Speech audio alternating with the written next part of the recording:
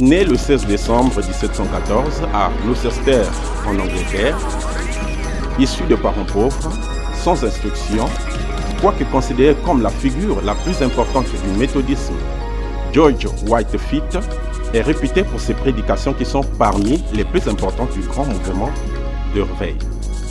C'est sur les traces de cet illustre personnage de Dieu que nous allons marcher ce soir, Laura Zinga et moi, en compagnie du pasteur Francis. Pasteur Francis, bonsoir. Bonsoir. Laura Zinga, bonsoir. Bonsoir Désiré. Comme bon nombre de serviteurs dont nous avons parlé dans nos émissions précédentes, à savoir John Wesley, George Muller, George Whitefield est né d'une famille très pauvre. Pasteur Francis, que pouvons-nous retenir de son enfance? George Whitefield est né le 16 décembre 1714 à Gloucester, en Angleterre. Il est né dans une famille d'humbles conditions. Il va commencer les premières années de sa vie en aidant sa mère qui tenait un hôtel. Et remplacé par son père, il va alors s'occuper d'autre chose. À l'âge de 18 ans, il va être accepté, admis à l'université d'Oxford en qualité d'étudiant pauvre, parce que ses parents étaient pauvres et ne pouvaient donc pas lui donner les moyens de pouvoir intégrer l'université de façon normale.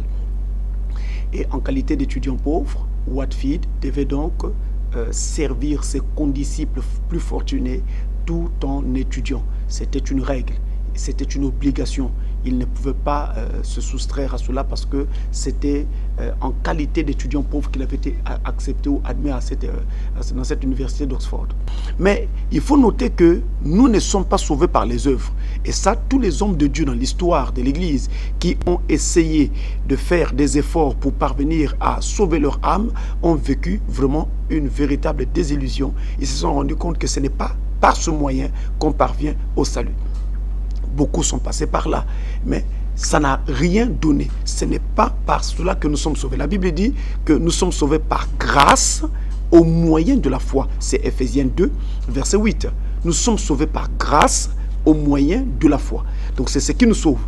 Donc les œuvres, la pratique du légalisme, en tout cas l'abnégation. Et là, j'ai envie de dire, l'abnégation forcée, comme c'était le cas là de George Whitefield et de bon nombre de serviteurs dans l'histoire, n'amène nulle part.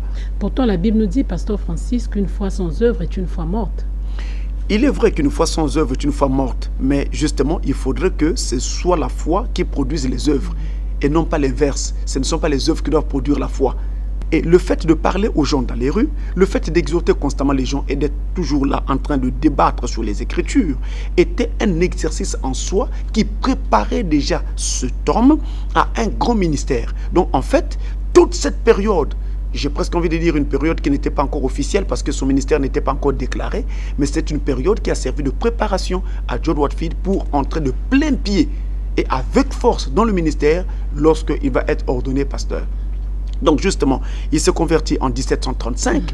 Lorsqu'il se convertit, il va vivre un moment pathétique, un moment particulier. C'était une expérience spirituelle décisive. Il va l'appeler sentiment de réconciliation. Même s'il n'en dit pas beaucoup sur la manière dont s'est passée sa conversion, mais il appelle cela un sentiment de réconciliation qu'il a vécu. Et justement, le ministère qu'il va manifester puissamment demain, eh bien, sa force venait aussi de l'authenticité de sa conversion. Ce qui est un problème dans le monde chrétien d'aujourd'hui.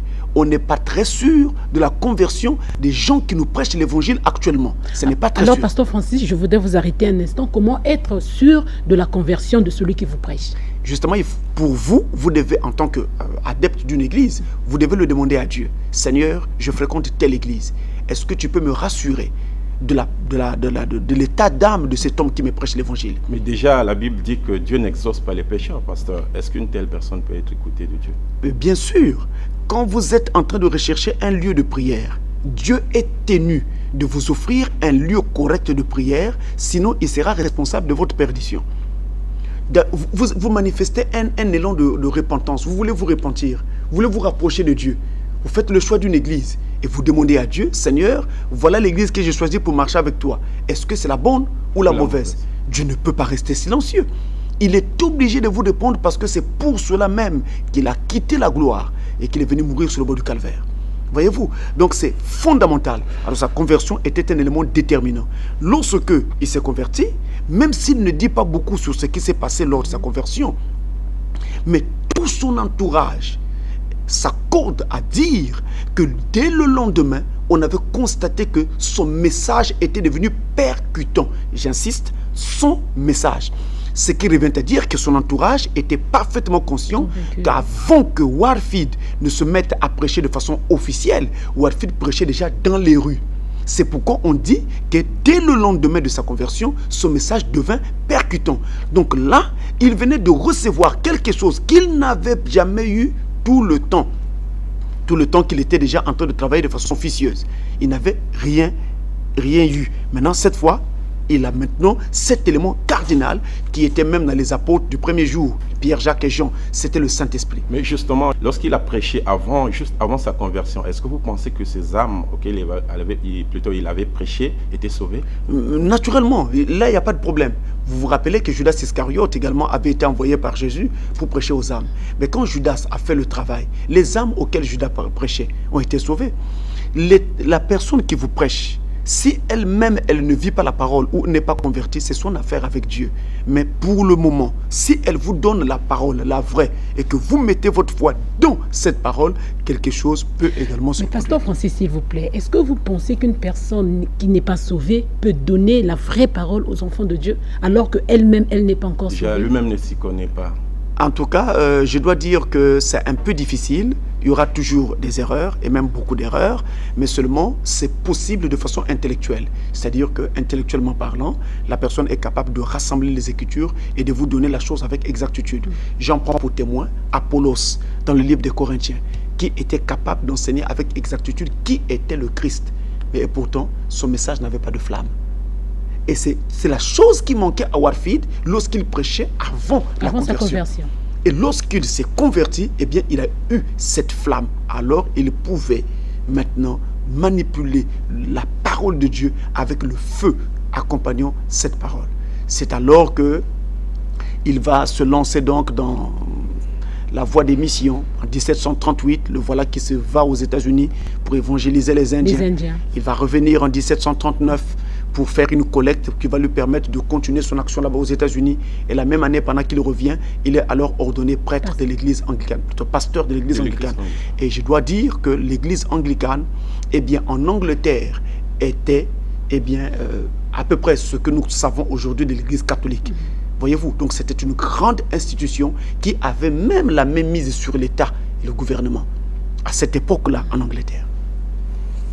Il est dit de George Whitefield qu'il n'avait ni une grande intelligence, ni une grande culture, mais c'était le prédicateur du réveil. Autrement dit, ses prédications étaient profondes, fouillées. Alors, Pasteur Francis, vous pensez que pour qu'un prédicateur prêche bien la parole, il doit avoir d'autres connaissances en dehors de la Bible? Naturellement, parce que vous savez, vous parlez à des gens qui sont dans un monde qui est régi par des systèmes. Eh bien, si vous ne connaissez rien au système de ces mondes, vous aurez beaucoup de mal à situer l'évangile et à aider vos compatriotes à sortir des conditions pécheresses dans lesquelles ils sont. Alors, Warfield était certes sans intelligence, c'est-à-dire qu'il n'avait pas beaucoup d'intelligence. Il n'avait pas beaucoup étudié. Il n'avait pas beaucoup étudié. Justement, ça révèle la pauvreté de ses parents qui n'avaient pas le moyen de le soutenir pour qu'il aille beaucoup plus loin. Mais Warfield avait quelque chose que même ses adversaires reconnaissaient. C'est qu'il avait une éloquence particulière. Il était très éloquent. Même ses adversaires l'admiraient pour cette éloquence. Cet homme qui n'avait pas étudié. Vous voyez, le travail qui se faisait dans la rue, avant qu'il ne devienne officiellement pasteur, avait payé. C'était comme une sorte de préparation. C'était un travail qui le préparait à ce qu'il devait faire. Il avait certes rencontré pendant ce travail-là des obstacles, des difficultés, des oppositions et toutes sortes de réalités.